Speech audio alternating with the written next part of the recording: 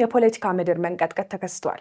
ይህ የፖለቲካ ሱናሚ አሜሪካንን እየመራ ያለው የዴሞክራቲክ ፓርቲ ከስሩ እየነቀነቀው ይገኛል። ለ30 ዓመታት ያህል በዴንቨር ኮሎራዶ የበላይነት የነበራት በዋሽንግተን ተደማጭነት ያላት ስመጥር ፖለቲከኛ ዲያና ዲጌት ትባላለች።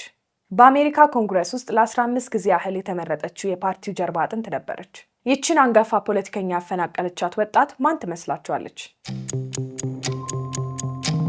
እድሜዋ ገና 29 ዓመት የሆነው ከዚህ ቀደም አንድም ቀን የፖለቲካ ስልጣን ይዛ የማታውቀው በአሁኑ ወቅት በካፌዎት አስተናጋጅ ሆና የምትሰራ ወጣት ናት። ስሟ ሜላት ኪሮስ ይባላል። ትውልደ ኢትዮጵያዊት ስደተኛና ራሷን ዲሞክራቲክ ሶሻሊስት ብላ የምትጠራ ደፋር ወጣት ናት።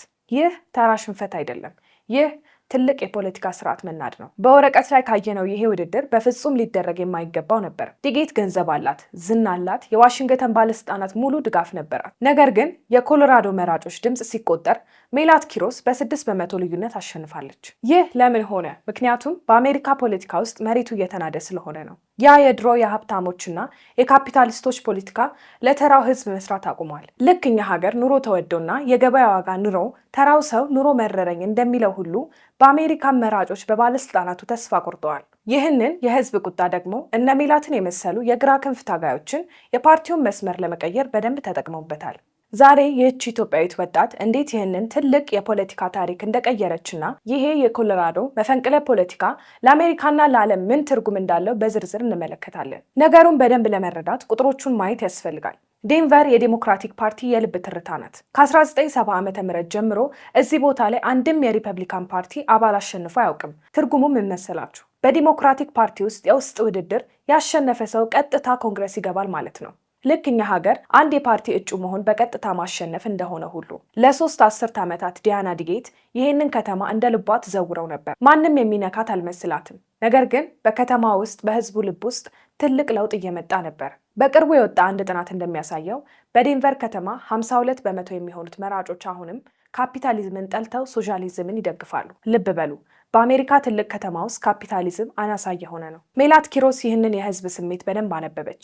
የእሷም ስትራቴጂ ይሄው ነበር። ዲጌት በትልልቅ ኩባንያዎችና በሀብታሞች ስብሰባ ላይ $1 ሚሊዮን ስታከማች፣ ሜላት ግን በካፌ ውስጥ ማኪያቶ እያፈላች የቤት ኪራይ ዋጋ በሰማይ በናረበት ከተማ የቤት ኪራይ አድማ እያደራጀች ከተራውና ከተበደለው ወጣት ጋር ትገናኝ ነበር። የሁለቱን ቅስቀሳ ስናወዳድር ልዩነቱ ግልጽ ነበር። ዲጌት ስለ ደረጃ በደረጃ ለውጥና ከሌሎች ጋር አብሮ መስራት ስታወራ፣ ሜላት ግን ስለ ስርዓቱ መበስበስ ትናገር ነበር። ሜላት ለሁሉም ነፃ ሕክምና፣ የስደተኞች አሳዳጅ ፖሊስ መዘጋት አለበትና የሀብታሞች ገንዘብ ለድሆች መከፋፈል አለበት የሚሉ ጠንካራ መፈክሮችን ይዛ ተነሳች። ልዩነቱ ሰማይና ምድር ነበር። በመጀመሪያው የፓርቲው ስብሰባ ላይ ትልቅ አስገራሚ ነገር ተከሰተ። ሜላት 67 በመቶ የልዑካን ድምፅ ስታገኝ ዲጌት ያገኘችው 33 በመቶ ብቻ ነበር።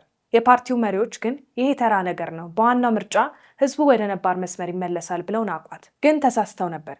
ይሄ የኢኮኖሚ ጉዳይ ብቻ አልነበረም። ነገሩን ያፈነዳው ሌላ ትልቅ ዓለም አቀፍ ክስተት አለ። በአሁኑ ወቅት የዴሞክራት ፓርቲን እያፈራረሰ ያለው የውጭ ጉዳይ ፖሊሲ ነው። የሜላት ፖለቲካ ማንነት መነሻው ከመካከለኛው ምስራቅ ቀውስ ጋር የተያያዘ ነው። እንደ አውሮፓውያን አቆጣጠር በ2023 ሜላት በኒውዮርክ ትልቅ የህግ ኩባንያ ውስጥ ጠበቃ ሆና ትሰራ ነበር። በወቅቱ በጋዛ እየተካሄደ ያለውን ጦርነት በመቃወምና የተማሪዎችን ሰልፍ በመደገፍ በኢንተርኔት ላይ ጽሑፍ አወጣች። የሰራችበት ኩባንያ ይህንን ጽሑፍ አጥፊ አላት። እሷ ግን አላጠፋም አለች። ወዲያውኑ ከስራ አባረሯት። እሷ ግን አልተንበረከከች። ይልቁኑ ይህንን መባረር እንደ ትልቅ የትግል መሳሪያ ተጠቀመችበት። ወደ ኮሎራዶ ተመልሳ ምርጫውን በአሜሪካ የውጭ ፖሊሲ ላይ የተደረገ ፍልሚያ ያደረገችው። የአሜሪካን መንግስት ለእስራኤል የሚሰጠውን የጦር መሳሪያ እርዳታ በአስቸኳይ እንዲያቆም በይፋ ጠየቀች። በአንጻሩ ግን ዲያና ዲጌት ለእስራኤል የሚላከውን የገንዘብና የጦር መሳሪያ ድጋፍ ደግፋ ድምፅ ሰጥታ ነበር። በዲፕሎማሲው መሀል ላይ መቆም ሞከረች። ነገር ግን አሁን ባለው የአሜሪካ ፖለቲካ መሀል ላይ መቆም ገደል የመግባት ያህል አደገኛ ነው። ባለፈው ሳምንት በኒውዮርክ በተመሳሳይ ሁኔታ 2 አንጋፋ የዲሞክራቲክ ባለስልጣናት በጸረ ጦርነት አቋም ባላቸው ወጣቶች ተሸንፈው ከስልጣን ተወግደዋል። ይህንን ያዩት እንደ ሴናተር በርኒ ሳንደርስ ያሉ የግራ ክንፍ መሪዎችና የዲሞክራቲክ ሶሻሊስት ማህበራት ሙሉ ኃይላቸውንና ገንዘባቸውን ወደ ዴንቨር አፈሰሱት። የኮሎራዶ ምርጫ የሁለት ጎራዎች ከባድ የውክልና ጦርነት አደረጉት። በመጨረሻም የባለስልጣናቱ ምሽግ ተደረመሰ። ወጣቶች፣ አረብ አሜሪካውያንና ተራው የላብ አደር ማህበረሰብ ምንም ባልጠበቀ ሁኔታ በብዛት ወጥተው ለሜላት ድምፅ ሰጡ። እነሱ የፈለጉት በዋሽንግተን ወንበር ያረጀ ባለስልጣን ሳይሆን ስለ እውነተኛ መብታቸው የሚጮህ እውነተኛ ታጋይ ነበር። እዚህ ጋር ነገሩን በደንብ እንረዳው። ሜላት ኪሮስ በመጪው ጥቅምት ወር ከሪፐብሊካን ፓርቲ እጩ ጋር ትወዳደራለች።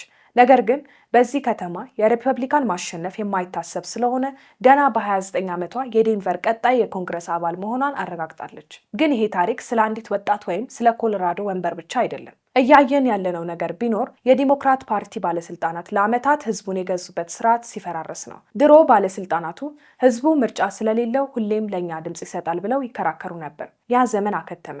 ከአሜሪካ የኢንዱስትሪ ከተሞች ጀምሮ እስከ ኒውዮርክ ጎዳናዎች ድረስ ተራው ህዝብ እያመፀ ነው። የፖለቲካው ጉልበት ከዋሽንግተን የጌቶች ስብሰባ ወጥቶ ወደ ተራው ህዝብ ጎዳና እየተዛወረ ነው። የትውልደ ኢትዮጵያዊቷ ወጣት ሜላት ኪሮስ በምዕራብ አሜሪካ ማሸነፍ በዋሽንግተን ላሉ ወንበራቸውን ላመኑ ባለስልጣናት በሙሉ የተላከ ከባድ ማስጠንቀቂያ ደውል ነው። ከእንግዲህ ማንም ደህንነቱ የተጠበቀ አይደለም። የትኛውም የፖለቲካ ስርወ መንግስት የማይነካ አይደለም። ያ ሲፈራ የነበረው የውስጥ ፖለቲካ ጦርነት አሁን በይፋ ጀምሯል። የአሜሪካን ፖለቲካ መልክም ለዘላቂው እየቀየረ ይገኛል። ያ ሲፈራ የነበረው የውስጥ ፖለቲካ ጦርነት አሁን በይፋ ተጀምሯል። የአሜሪካን ፖለቲካ መልክም በዘላቂነት እየቀየረ ይገኛል።